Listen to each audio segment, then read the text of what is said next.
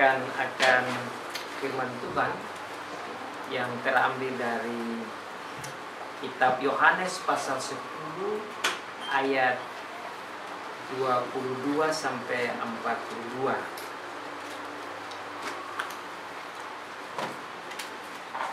Yohanes pasal 10 ayat 22 sampai 42.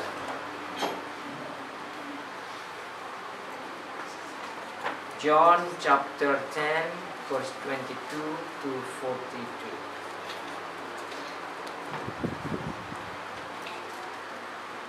Kita sama-sama bisa membacakannya. Ini adalah lanjutan dari firman Tuhan yang sudah kita nikmati bersama.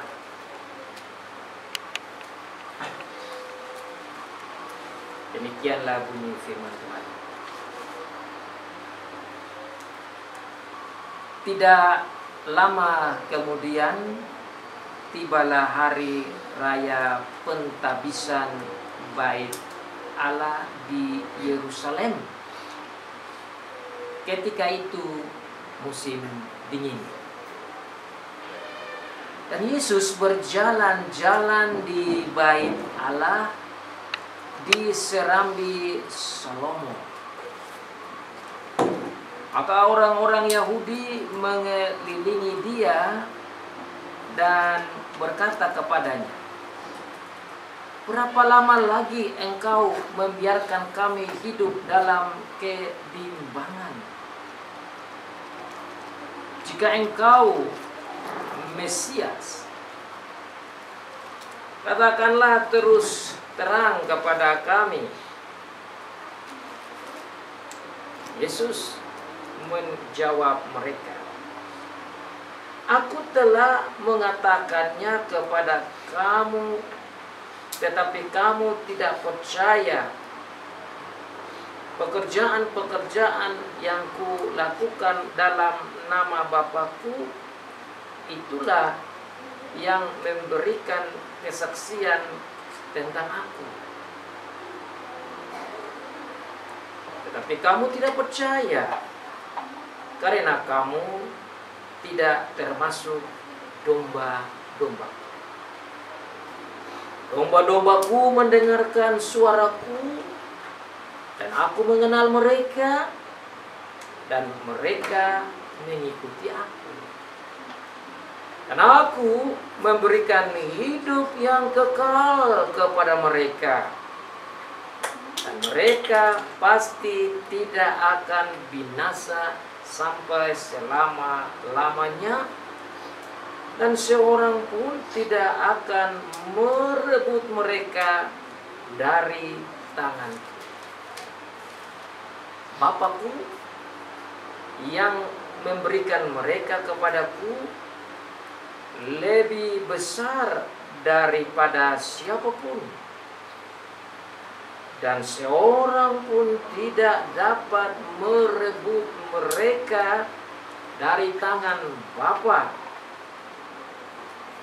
Aku dan Bapa adalah satu." Sekali lagi orang-orang Yahudi mengambil batu untuk melempari Yesus. Kata Yesus kepada mereka, "Banyak pekerjaan baik yang berasal dari Bapa-Ku yang kuperlihatkan kepada kamu. Pekerjaan manakah di antaranya yang menyebabkan kamu mau melempari Aku?" Jawab orang-orang Yahudi itu, "Bukan karena suatu pekerjaan baik maka kami mau melempari engkau, melainkan engkau menghujat Allah, dan karena engkau sekalipun hanya seorang manusia saja menyamakan dirimu dengan Allah." Kata Yesus kepada mereka, "Tidakkah ada tertulis dalam kitab Tauratmu Aku telah berfirman, kamu adalah Allah. Kalau mereka kepada siapa firman itu disampaikan disebut Allah, sedang kitab suci tidak dapat dibatalkan, masihkah kamu berkata kepada Dia yang dikuduskan oleh Bapa dan yang telah diutusnya ke dalam dunia, engkau menghujat Allah? Karena aku telah berkata, aku anak Allah. Jikalau aku tidak melakukan pekerjaan-pekerjaan Bapakku, janganlah percaya kepadaku. Tetapi jikalau aku melakukannya, dan kamu tidak mau percaya kepadaku, percayalah akan pekerjaan itu, supaya kamu boleh mengetahui dan mengerti bahwa Bapa di dalam aku dan aku di dalam Bapa. Sekali lagi mereka mencoba menangkap Dia, tetapi Ia luput dari tangan mereka. Kemudian Yesus pergi lagi ke seberang Yordan, ke tempat Yohanes membaptis dahulu. Lalu Ia tinggal di situ. Dan banyak orang datang kepadanya dan berkata, Yohanes memang tidak membuat suatu tanda pun, tetapi semua yang pernah dikatakan Yohanes tentang orang ini adalah benar. Banyak orang di situ percaya kepadanya. Demikianlah jauh pembacaan firman Tuhan. Diberkati bagi setiap anak Tuhan yang membaca, yang mendengar, dan yang melakukan firman. So far the reading of the Word of God. Blessed is he who reads and those who listen and obey the Word of God.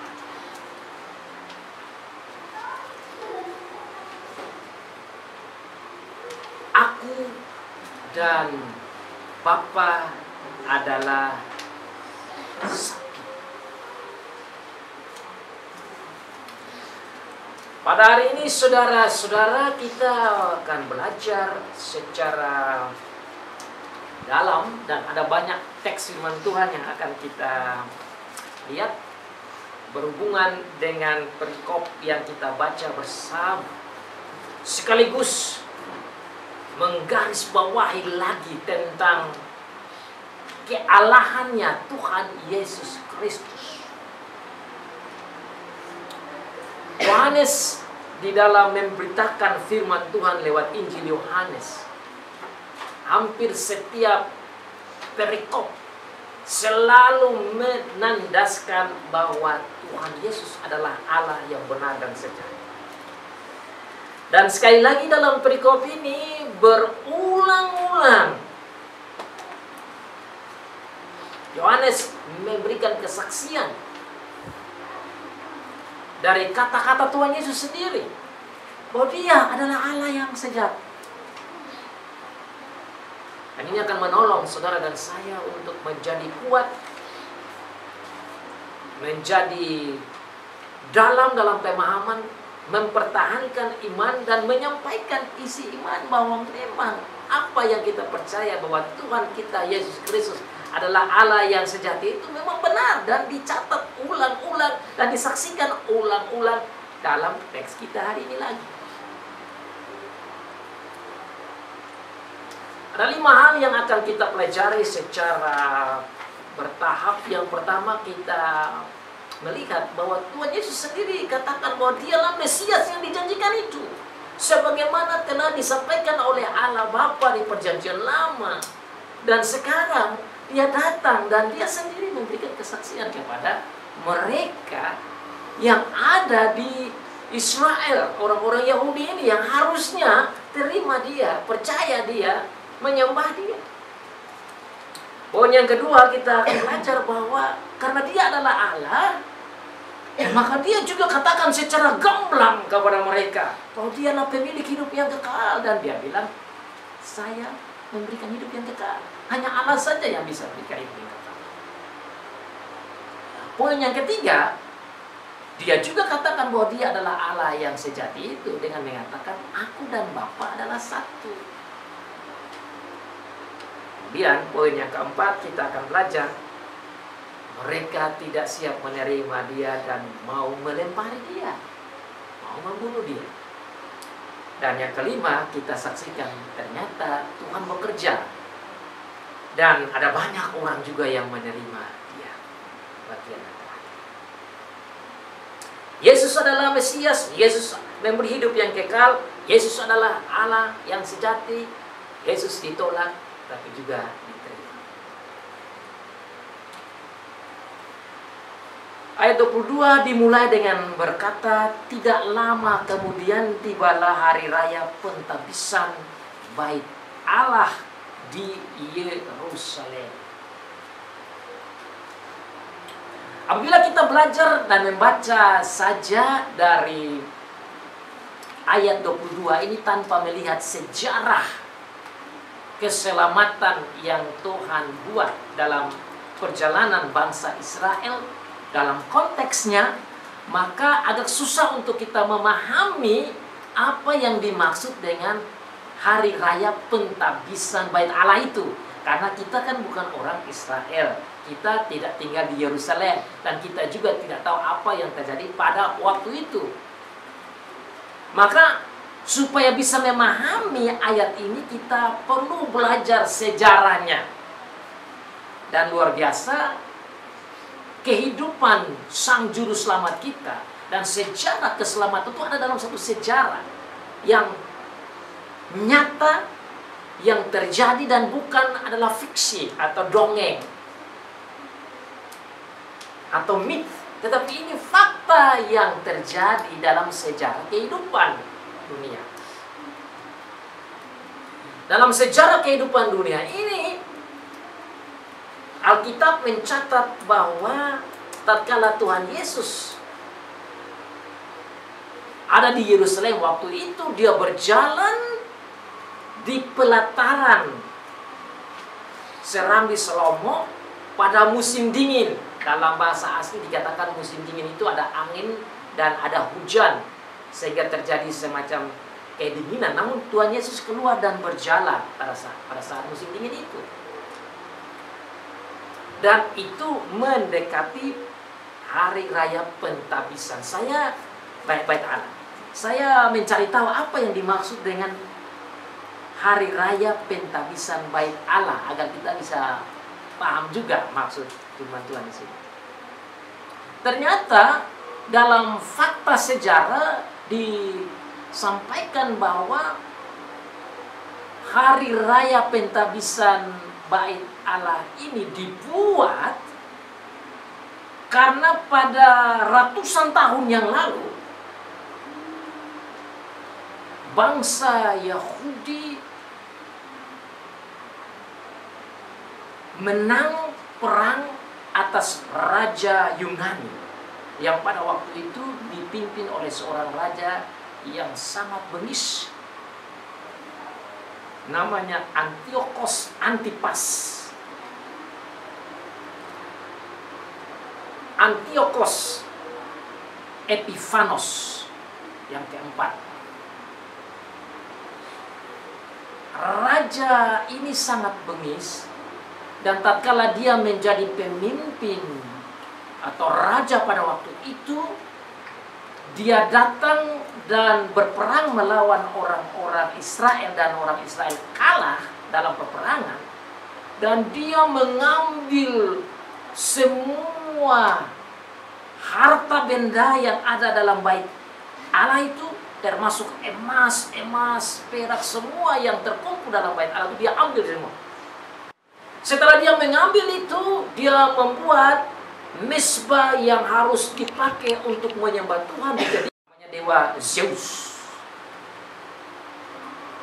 Kemudian di dalam pelataran pelataran itu dia membuat penyembahan yang sangat bersifat kekafiran sekali. Dia juga membuat peraturan yang sangat keras bagi orang-orang Yahudi, orang-orang Israel. Bagi yang mengadakan sunat kepada anak-anak, dihukum dengan hukuman mati. Yang membawa anaknya itu digantung.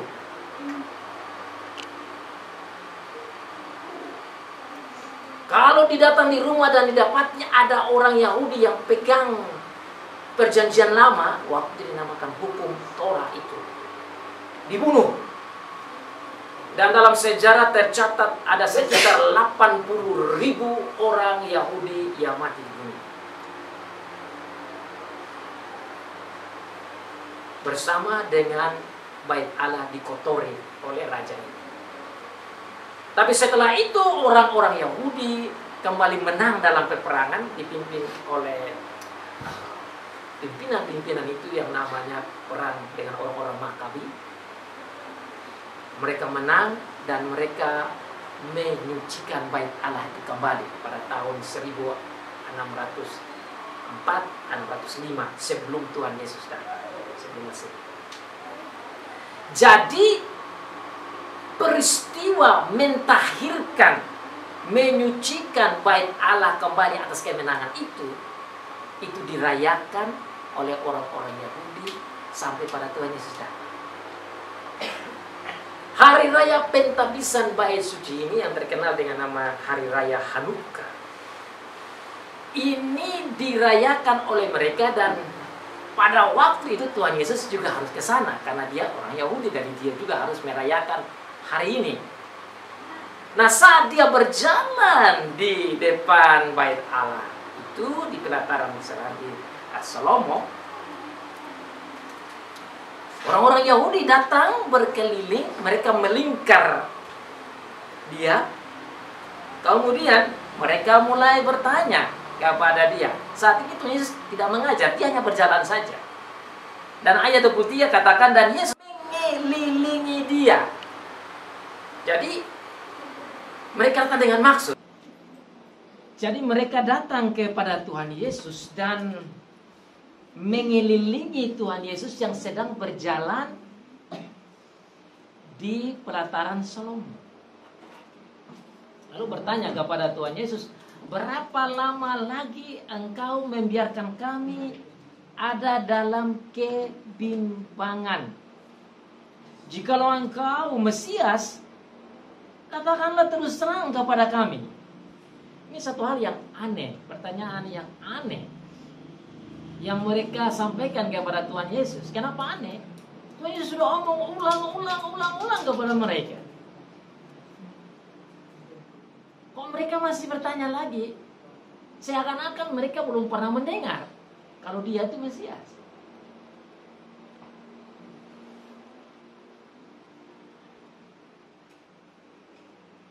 Kalau kita lihat di konteks kembali yang tadi kita baca di dalam Yohanes pasal yang pertama, mereka ini sudah mengutus orang-orang mereka menghadap pada Yohanes Pembaptis. Dan Yohanes Pembaptis juga sudah memberikan kesaksian secara luar biasa kepada mereka bahwa Yohanes itu bukan Mesias. Yohanes Pembaptis maksudnya bukan Mesias. Yang adalah Mesias itu yang datang untuk menghapus dosa dunia itu adalah Tuhan Yesus. Bahkan Yohanes Pembaptis sudah katakan kepada mereka bahwa dialah anak domba Allah. Yohanes Pembaptis juga sampaikan kepada mereka bahwa dia adalah anak Allah. Dan bukan saja Yohanes Pembaptis yang sudah sampaikan kesaksian bahwa dia adalah Mesias itu, Tuhan Yesus sendiri secara berulang-ulang memberitahukan kepada mereka bahwa dia adalah Mesias. Sekali lagi saya mau jelaskan kata Mesias karena konsep Mesias ini adalah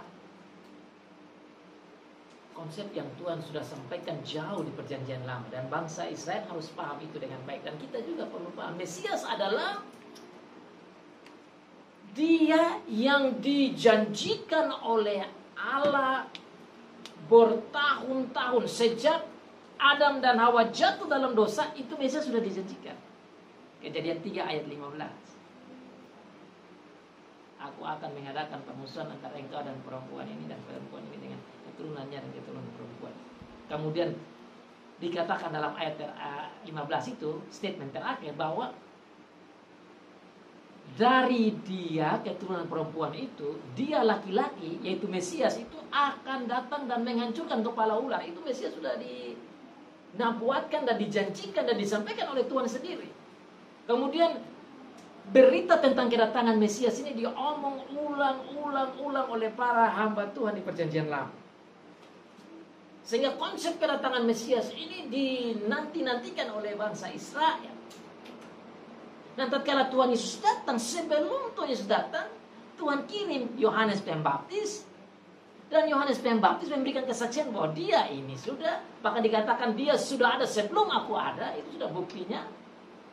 Bahkan Tuhan Yesus berulang-ulang sampaikan kepada mereka dalam pengajarannya bahwa dia adalah Mesias itu. Dan saya mau sampaikan juga pada hari ini biar kita bisa lihat bukti-bukti pernyataan Tuhan Yesus kepada mereka bahwa dia adalah Mesias.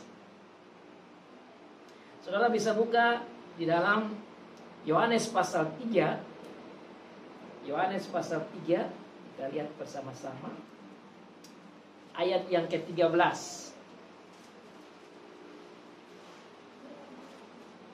Yohanes pasal 3 ayat yang ke-13 dikatakan, tidak ada seorang pun yang telah naik ke surga selain daripada dia yang telah turun dari surga, yaitu Anak Manusia. Ini kata Tuhan Yesus kepada orang Yahudi lewat Nikodemus, percakapan dengan Nikodemus. Yohanes pasal 6 ayat yang ke-38. Yohanes pasal 6 ayat 38. Kita lihat satu-satu bukti ini untuk kita juga bisa paham bagaimana Tuhan Yesus sudah menyampaikan kepada mereka bahwa dia adalah Mesias. Yohanes pasal 6 ayat yang ke-38. Sebab aku telah turun dari surga bukan untuk melakukan kehendakku, tetapi untuk melakukan kehendak Dia yang telah mengutus aku. Ini Tuhan Yesus sendiri yang ngomong, membuktikan bahwa dia diutus dari surga. Dia adalah Mesias. Bagi orang Yahudi harusnya paham itu. Ya, kita perlu catat saja ini untuk kita lihat bahwa memang Tuhan Yesus sudah omong. Dan apa yang Tuhan Yesus omong di sini, aku sudah memberitahukan kepada kamu. Statement dia ini ya, harusnya mereka ingat bahwa memang dia telah mengatakan kepada mereka ini bukan satu kali.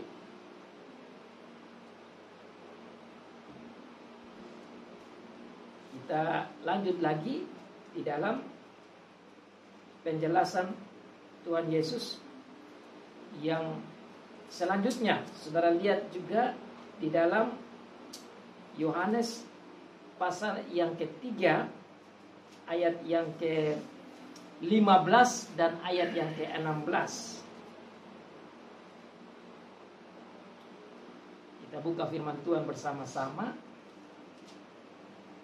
Yohanes pasal 3 ayat yang ke-15 dan 16. Ini Tuhan Yesus juga yang katakan sendiri. Ayat yang ke-15.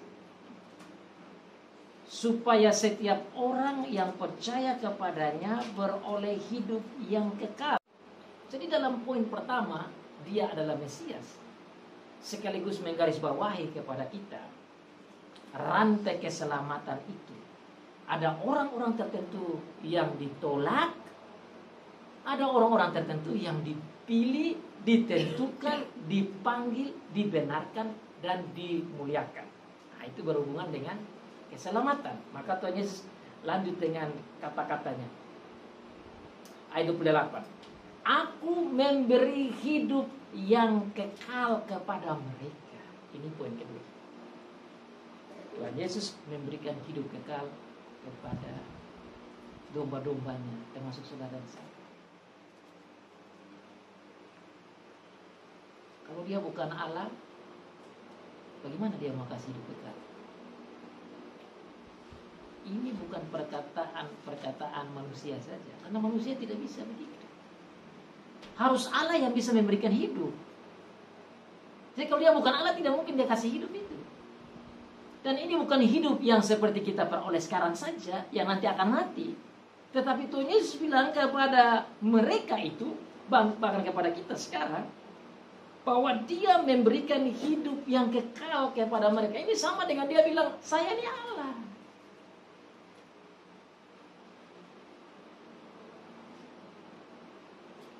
Dan kita saat sekarang yang dengar ini, harusnya kita berterima kasih dan bersyukur. Wow. He said himself, I give you the everlasting life. Aku memberikan hidup yang kekal kepada mereka. Mereka itu siapa? Domba-dombaku. Domba-dombaku yang mana? Yang aku pilih, yang aku tentukan, yang aku panggil, yang aku kuduskan, yang aku benarkan, dan aku muliakan.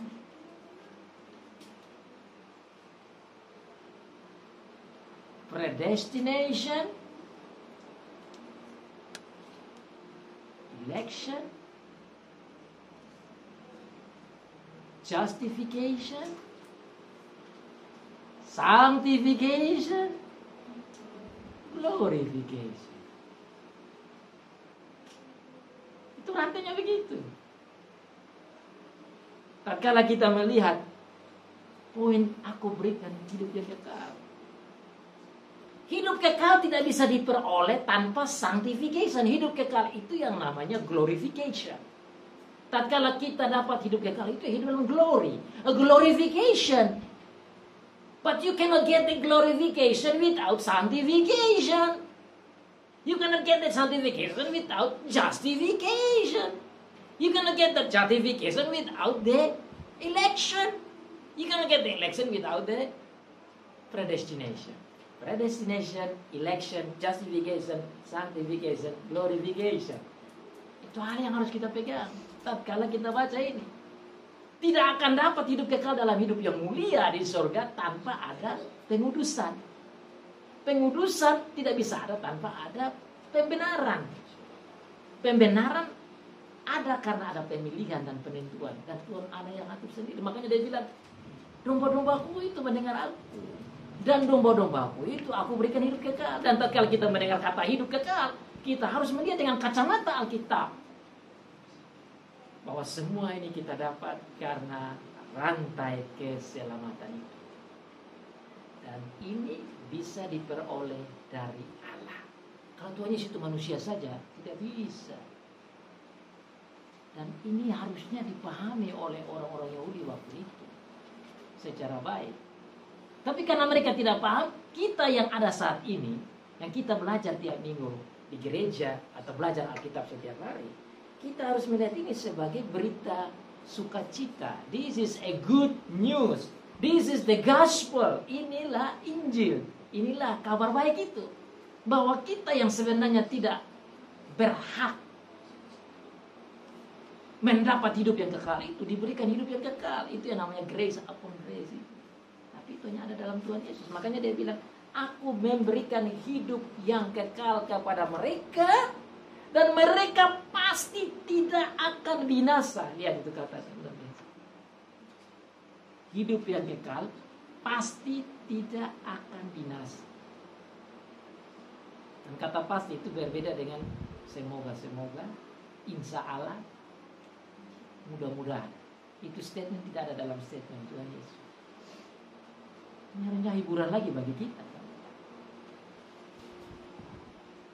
Dan our salvation is sure. Keselamatan kita itu pasti. Keselamatan kita itu bukan mudah-mudahan. Makanya Tuhan Yesus gunakan kata, mereka pasti tidak akan binasa. Jadi ada kata-kata statement positif, ada juga kata-kata bersifat pasif. Mereka selamat, mereka pasti tidak dibinasakan. Ini dua kata yang sangat dalam sekali. Dan ini diungkapkan oleh Tuhan Yesus sendiri. Yang harusnya bagi kita yang dengar pada saat ini, harus bersukacita. Ini harus menjadi berita hiburan bagi kita. Dan itulah yang harus membuat kita itu datang gereja dengan semangat. Kenapa? Karena pasti itu. We come to the church not because mudah-mudahan ya. We come to the church because pasti tidak binasa. We come to the church to worship God because pasti dapat hidup kekal. Dan ini sudah ada hidup kekal itu. And that's bring joy to us. And that's bring peace to us. And that's why we have to show the love to God. Because of the word of Jesus Christ. Karena kata-kata Tuhan Yesus. Aku memberikan hidup yang kekal kepada mereka. Dan mereka pasti tidak akan binasa sampai selama-lamanya. Look at the word, selama-lamanya. Hidup selama-lamanya, tidak binasa selama-lamanya. Amazing, isn't it? Bukankah itu luar biasa? Dan ini dia berani katakan kepada orang-orang yang sebentar mau lempar dia dengan batu. Makanya perlu kita baca konteks Alkitab. Mereka mau lempar Tuhan Yesus karena mereka pikir Tuhan Yesus sudah mengangkat diri sebagai Allah. Dan inilah yang masih berjalan sampai saat ini.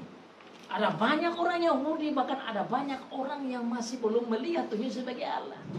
Karena merasa bahwa Tuhan Yesus mengangkat diri sebagai Allah. Bahkan orang juga katakan bahwa kita membuat Tuhan Yesus jadi Allah. Padahal Tuhan Yesus sendiri yang ngomong di sini, dia adalah Allah. Jadi kalau kita mau bicara kepada orang-orang lain tentang siapa Tuhan Yesus, ayat-ayat ini sudah memberikan penjelasan yang cukup clear. Bahwa bukan kita yang membuat dia sebagai Allah. Dia menjadi Allah bukan karena maunya kita, tapi memang dia itu Allah.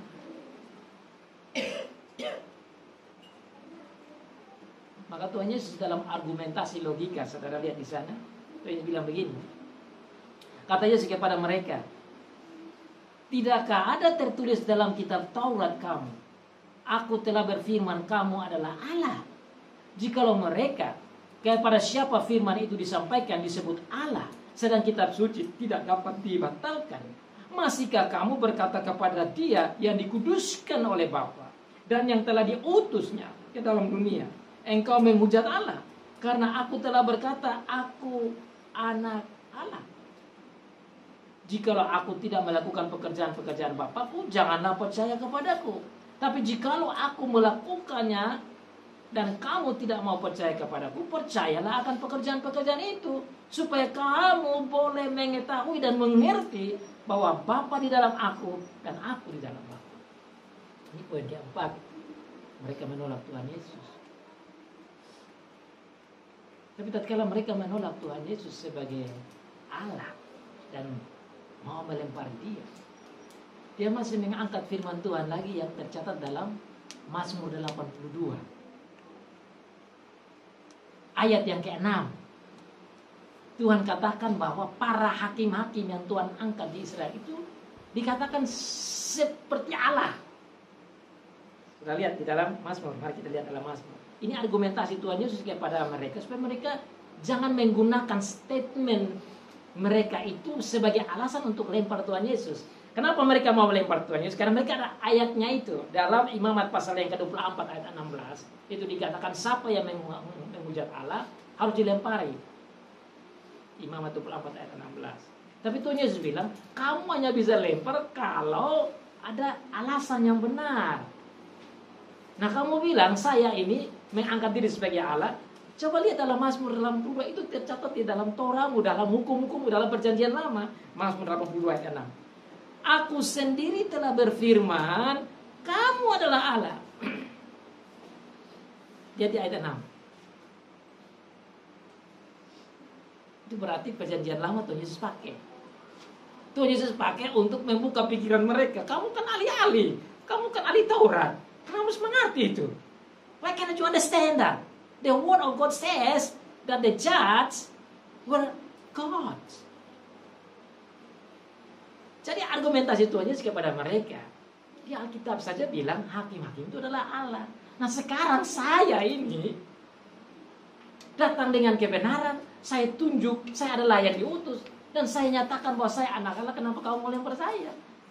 Tidak ada dasarnya.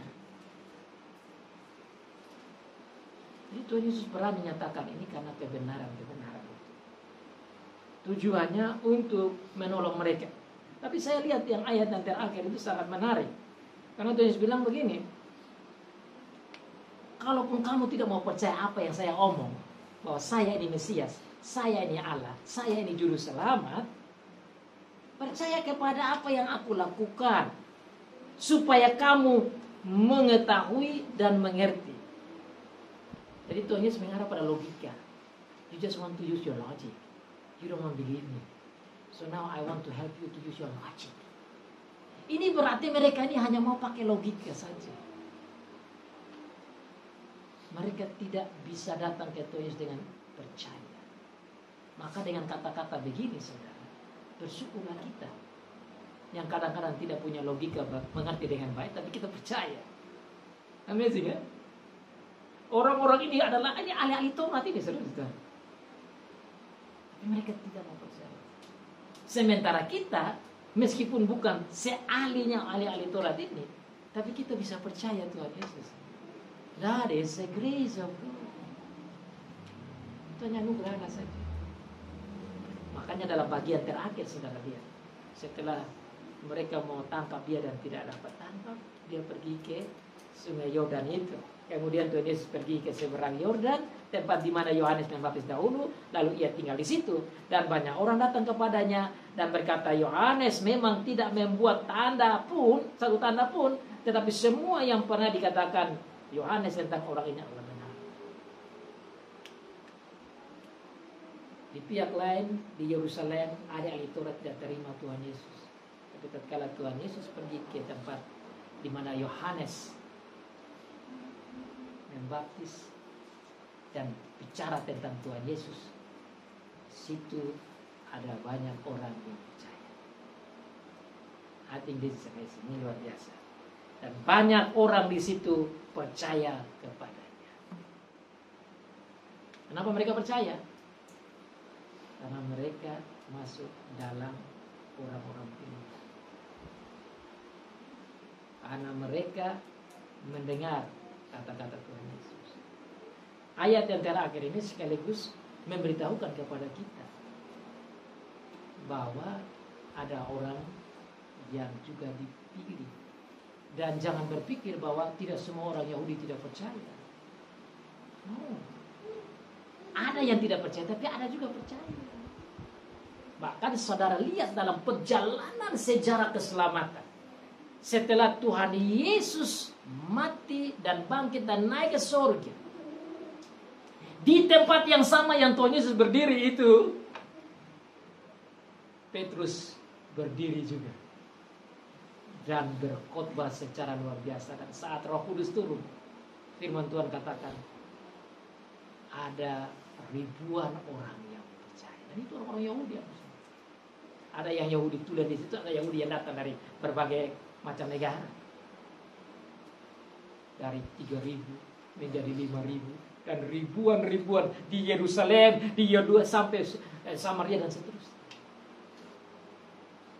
Di tempat itu juga saudara bisa ingat, di pelataran Salomo itu. Dalam Kisah Para Rasul pasal 3 ada satu orang yang lumpuh umur sekitar 40 tahun. Petrus dan Yohanes sembuhkan orang itu. Dan akibat orang itu, Petrus berdiri dan berkhotbah, kamu yang dulu salibkan dan bunuh Yesus itu, dialah Mesias. Dialah anak Allah. Tuhan Yesus dimuliakan lagi di tempat yang sama. Amin. Sini. Konteks kita, dia berjalan di pelataran, orang Yahudi tidak terima. Tetapi dalam konteks pelataran yang sama, setelah itu luar biasa, panen tatkala Roh Kudus datang.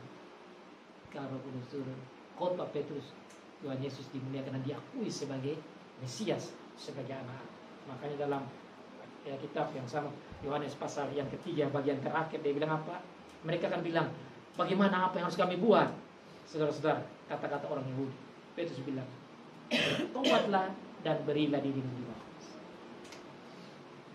Dan catatan firman Tuhan katakan yang bertobat itu dari awal itu 3.000, itu laki-laki saja.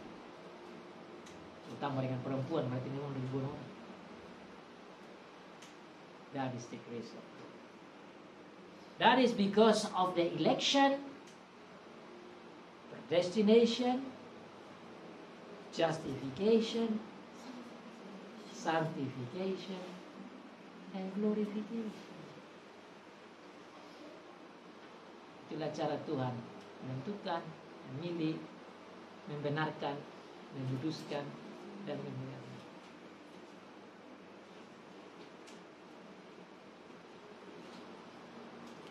Kita boleh pulang dengan mengingat statement Tuhan Yesus bahwa Dia memang Allah yang benar dan sejati.